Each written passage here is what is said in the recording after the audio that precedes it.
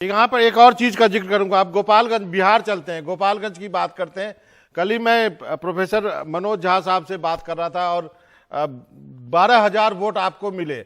अभी तक तो आप सीमांचल में थे, लेकिन आप ठीक वहां से मतलब पूर्वांचल में पहुंच गए, सिवान पहुंच गए एक तरह से, और वहां भी आपने 12,000 वोट लिया।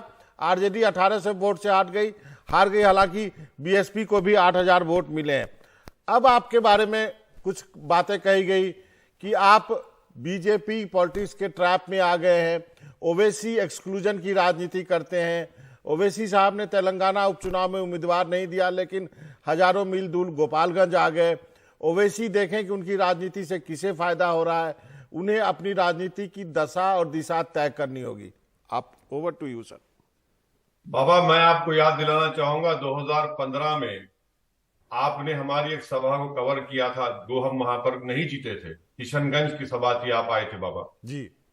अब जितनी बातें राजद के इस राज्यसभा के मौजूद एमपी ने कही है, इनसे मैं इनका जवाब इस तरह से दे सकता हूं कि आपने सही कहा कि हम सीमांचल की हद तक ही महदूद थे, मगर 8 सितंबर को वो जो 7 साला लड़का जिसका नाम रिजवान था, उसको सीवान में बरहारी पुरानी बाजार में उसको गिरफ्तार किया गया, अरेस्ट किया गया। 8 दिन उसको जेल में रखा गया और उसकी मां पुकारते रही कि मेरा बच्चा 8 साल का है। पुलिस स्टेशन में 2 दिन, बरहारी के पुलिस स्टेशन में उसके दादा को 70 साल के क्या नाम था, मोहम्मद यासीन, जो 5 साल पहले सरपंच थे, उनको रस्सियों से बांधकर जेल में रखा गया। और जब ये जो सेकुलरिज्म के बहुत बड़े खुदा हैं और हम कम्युनलिज्म के बहुत बड़े विलन हैं, तो हम ये सेकुलरिज्म के खुदाओं से पूछना चाह रहे हैं, जब तुम गूंगे हो चुके थे, तुम्हारी सरकार थी, जब एक 8 साल का बच्चा जेल में था, 70 साल का बूढ़ा उसका दादा जेल में था, 8 साल के बच्चे को 8 दिन तुम जेल में रखते, उसकी मां से जुदा करके रखते, जब तुमको याद नहीं आई ये सब बातें? तुम में और भाजपा में क्या फर्क है? बाबा मेरी बात सुनिए। रिजवान को 8 साल का जेल में डाला गया तो खेड़िया गुजरात में पत्थर फेंकने के इल्जाम में मुसलमानों को रोड पर लाकर जनता के सामने पीटा गया। तो बताइए क्या फर्क है इनमें और भाजपा की सरकार में?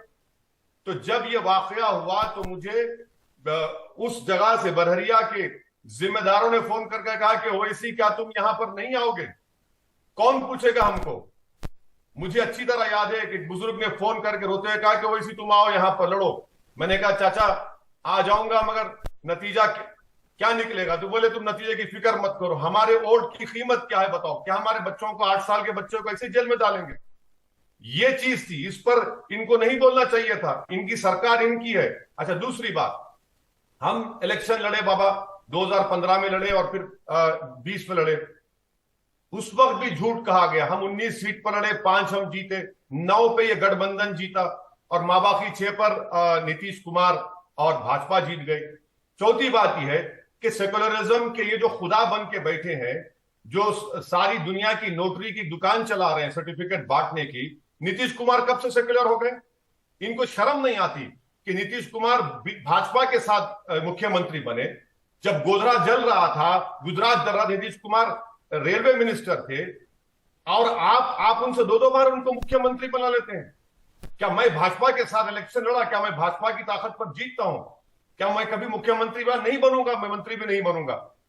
आपको अख्तियार, हक किसने दिया इस तरह की बातें करने का? और 5वीं बात बाबा, 12,000 वोट मिले, आप उन जनता को आप क्या समझ रहे हैं?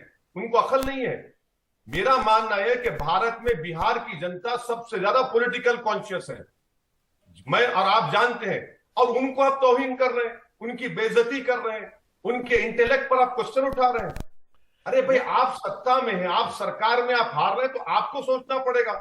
और आपको तकलीफ है, आप मुझ पर इल्जाम लगा रहे हैं। हाँ, एक आखिरी बात, मैं नहीं गया गोपालगंज को।